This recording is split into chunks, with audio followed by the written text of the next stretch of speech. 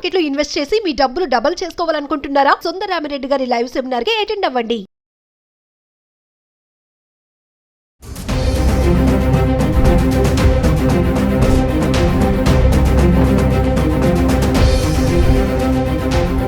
నమస్తే, welcome back to Suman TV. మనం కొత్త బంగారాన్ని ఏమన్నా కొంటున్నామంటే దానిపైన 3% జిఎస్టీ అనేది చెల్లించడం జరుగుతుంది.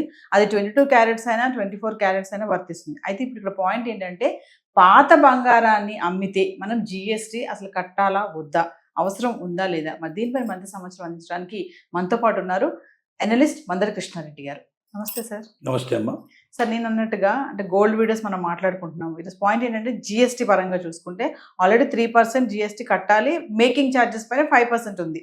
ఇప్పుడు మనం పాత బంగారాన్ని అమ్మితే మరి జిఎస్టీ కట్టాల్సిన అవసరం ఉంది అంటారా? మంచి ప్రశ్న ఇది. వాస్తవంగా కొత్తగా జిఎస్టీలో మార్పులు వచ్చాయి కాబట్టి అసలు గోల్డ్కు జిఎస్టీ ఉందా లేదా అనేది మొట్టమొదటి ప్రశ్న. గోల్డ్కు జిఎస్టీ ఉంది. అది 24 క్యారెట్స్ అయినా 22 క్యారెట్స్ అయినా గోల్డ్ వరకు ఎంత ఉంటుందో ఆ గోల్డ్కు మాత్రం కంపల్సరీగా రేటు వర్తిస్తుంది, 3% వర్తిస్తుంది. కానీ మేకింగ్ ఛార్జెస్ కూడా దాంట్లో వేసి దాని మీద 3% వేయడానికి లేదు. ఎందుకంటే మేకింగ్ ఛార్జెస్కు 5% ఉంది. కాబట్టి ఏం చేస్తారంటే గోల్డ్ వరకు 3% వేసి మేకింగ్ ఛార్జెస్కు 5% వేస్తారు. కానీ మొత్తానికి 5% వేసేవాళ్ళు కూడా కొంతమంది ఉన్నారు. వాళ్ళు జాగ్రత్త పడాలి. కొనుక్కునే వాళ్ళు మనకు జిఎస్టీ ఎంత పడుతుంది, 3% పడితే ఓకే, మేకింగ్ ఛార్జెస్ మీద 5% ఓకే. మేకింగ్ ఛార్జెస్ అంటే తక్కువ ఉంటాయి, గోల్డ్ చాలా ఎక్కువ ఉంటుంది. కాబట్టి ఆ మేకింగ్ ఛార్జెస్ మీద 5% అనేది కూడా చాలా నామినల్గా ఉంటుంది, పెద్దగా ఆలోచించాల్సిన అవసరం లేదు. ఇది మామూలుగా గోల్డ్ లేదా గోల్డ్ ఆభరణాలు మనం కొనుక్కునేటప్పుడు జరిగే విషయం. కానీ చాలామంది తమ దగ్గర ఉన్నటువంటి పాత ఆభరణాలు అమ్మాలనుకుంటారు. సహజంగా మహిళలు ఏంటంటే కొంతమంది సేల్ చేసి అవసరాల కొద్దిగా సేల్ చేస్తుంటారు, లేక తీసుకొని దాన్ని కొత్త బంగారం కొనుక్కొని దాన్ని మార్చుకోవడానికి కూడా చాలామంది అనుకుంటారు. అంటే ఎక్స్చేంజ్ చేసుకోవడం. ఇది నేను ఇచ్చేస్తాను, దాని బదులు మీరు బంగారం కొత్తది ఇచ్చేసి దాని ప్రకారం మాకు కొత్త ఆభరణాలు ఇవ్వమని అడుగుతారు. ఏదైనా అమ్మకం కింద లెక్క కదా. మీరు ఎక్స్చేంజ్ చేసినా ఇది ఇట్లా ఇచ్చేసి తీసుకుంటే, పాతకాలంలో నేను నీకు బస్తాకు సంబంధించినటువంటి ధాన్యం ఇస్తాను, నాకు ఏదైనా వేరే ఇవ్వమని చెప్పి అడిగేటువంటి పరిస్థితి వాళ్ళకి కాదు. ఏదైనా రూపాయలతో సంబంధించిన విషయమే. విక్రయం అనేది కంపల్సరీగా ఉంటుంది. కాబట్టి మీరు ఏ రూపంలో ఇచ్చినా బంగారాన్ని అతనికి ఇచ్చినప్పుడు మీరు అమ్మినట్టే లెక్క అవుతుంది. అతను మళ్ళీ మీకు కొత్తగా ఇచ్చేటువంటి బంగారం ఏదో కొన్నట్టుగానే ఉంటుంది. ఇక్కడ ఒక పెద్ద విషయం ఏంటంటే, విషయం జ్ఞాపకం పెట్టుకోవాల్సింది, మనం ఎప్పుడైతే ఇస్తున్నామో గోల్డ్ మర్చెంట్కి మనం అమ్ముతున్నామో అది జిఎస్టీ పట్టడానికి అవకాశం లేదు, కట్టాల్సిన అవసరం రూపాయి కట్టాల్సిన అక్కర్లేదు. కానీ ఆ గోల్డ్ మర్చెంటు తను తీసుకొని రిజిస్టర్డ్ గోల్డ్ మర్చెంట్ అంటే జిఎస్టీ కడుతున్నటువంటి గోల్డ్ మర్చెంట్ ఎవరుతున్నారో వాళ్ళు వేరే వాళ్ళకి అమ్మినట్టయితే వాళ్ళు మాత్రం దాని మీద 3% జిఎస్టీ పే చేయాల్సిన పరిస్థితి ఏర్పడుతుంది. అంటే చాలామంది ఇక్కడ మనకు ఊళ్ళల్లో కౌన్సిల్ వాళ్ళు ఉంటారు, కౌన్సిల్ వాళ్ళు పని చేసే వాళ్ళు ఉంటారు, బంగారు పని చేసే వాళ్ళు ఉంటారు, ఇక్కడ హైదరాబాద్లో కూడా ఉంటారు, రకరకాల చోట్ల పెట్టుకుంటారు, చిన్న చిన్న షాపులు పెట్టుకుంటారు. వాళ్ళకి జిఎస్టీ ఉండదు. వాళ్ళు ఏమైనా మనం ఏదైనా బంగారం ఇచ్చేసి ఏదైనా ఉంగరం తయారు చేయమన్నా లేకపోతే నగదు తయారు చేయమన్నా అది చేసిస్తారు. వాళ్ళు ఏమైనా అన్నీ కలుపుకొని నాకు ఇంత ఇచ్చేయండి అని అడుగుతారు. జిఎస్టీ ఇట్లా ఏమి ఉండదు. మామూలు మనం బంగారం ఇస్తాం, వాడు నగ తయారు చేసి ఇస్తాడు, ఇచ్చినప్పుడు నాకు ఎంత ఇవ్వండి, దానికి నేను చేసినందుకు పని చేసినందుకు మేకింగ్ ఛార్జెస్ కింద నాకు ఎంత ఇవ్వమని అడుగుతాడు. జిఎస్టీకి ఇట్లా ఏముండదు. అలాంటి వాడికి మీరు ఏది అమ్మినా కూడా జిఎస్టీ ఉండదు. అలాంటి వాడి దగ్గర మీరు ఏది కొనుక్కున్నా జిఎస్టీ ఉండదు. అంటే ఎవరి దగ్గర అయితే వ్యాపారస్తుడికి జిఎస్టీ ఉంటుందో, ఎవరైతే రిజిస్ట్రేషన్ చేసుకున్నారో, ఆథరైజ్డ్గా అతను రిజిస్టర్డ్ డీలర్ అయి ఉన్నట్టయితే అతనికి మనం అమ్మేటప్పుడు మాత్రం ఎట్టి పరిస్థితుల్లో రూపాయిగా జిఎస్టీ ఇవ్వాల్సిన అవసరం లేదు. పూర్తి జిఎస్టీ ఫ్రీ, జిఎస్టీతో సంబంధం లేదు దానికి.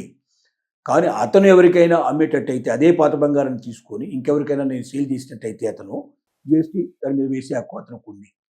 ఇది చెప్తున్నటువంటి విషయం.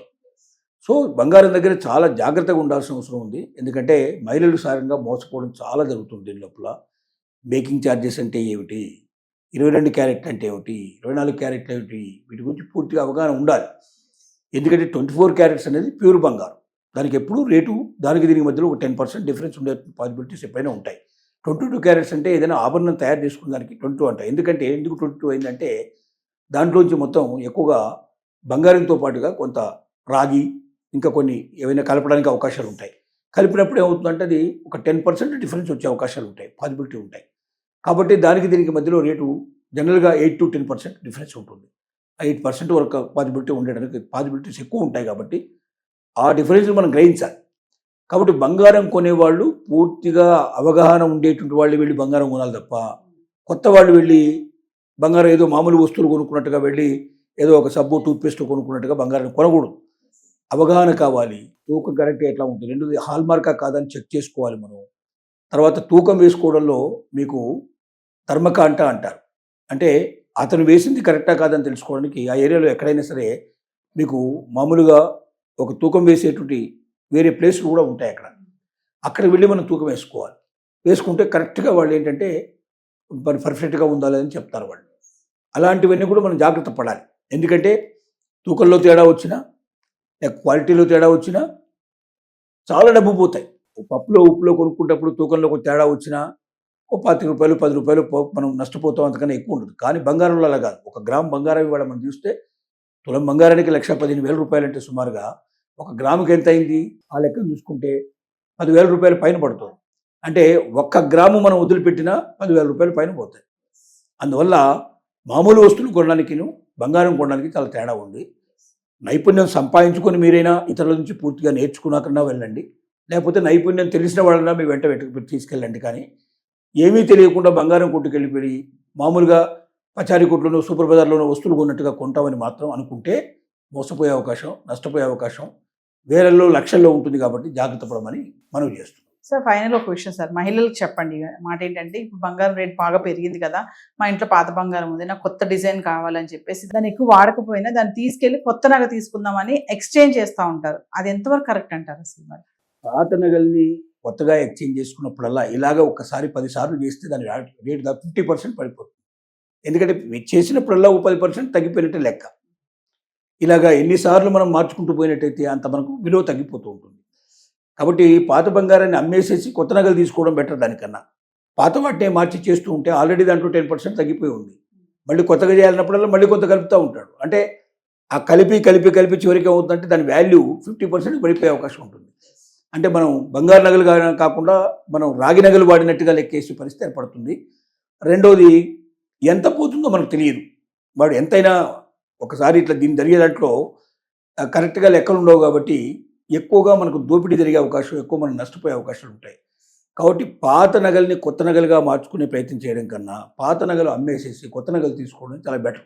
అంటే అమ్మినప్పుడు మనం ఏమైనా లాస్ అవుతాం సార్? అమ్మినప్పుడు లాస్ ఏముంది, మనం అంటే ఆ రోజు రేట్ ఎంత ఉందో చూస్తాడు, దాని ప్రకారం కొంత పర్సెంటేజ్ దాంట్లో మొత్తం మేకింగ్ ఛార్జెస్ అన్నీ తీసేసి ఇస్తారు. ఇది ఒక పెద్ద జిమ్మికు, ఇది ఒక మాయాజాలం కింద లెక్క.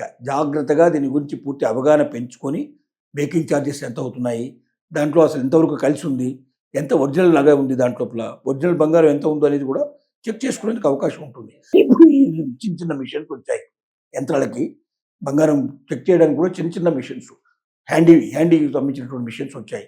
వాటిల్లో చెక్ చేసుకొని ఎంత బంగారం దాంట్లో ప్యూర్ బంగారం ఉంది, ఎంత దాంట్లోపల కలిసినటువంటి ఉంది, దానికి ఏం ఛార్జెస్ చేస్తున్నాడు, దీనికి ఏం ఛార్జ్ చేస్తున్నాడు, మొత్తం చెక్ చేసుకొని పర్ఫెక్ట్గా ఉండేట్టుగా తీసుకోవాలి. లేకపోతే వేల కొద్ది రూపాయలు నష్టం, లక్షల కొద్ది కూడా జరిగే అవకాశాలు ఉన్నాయి. Thank you sir.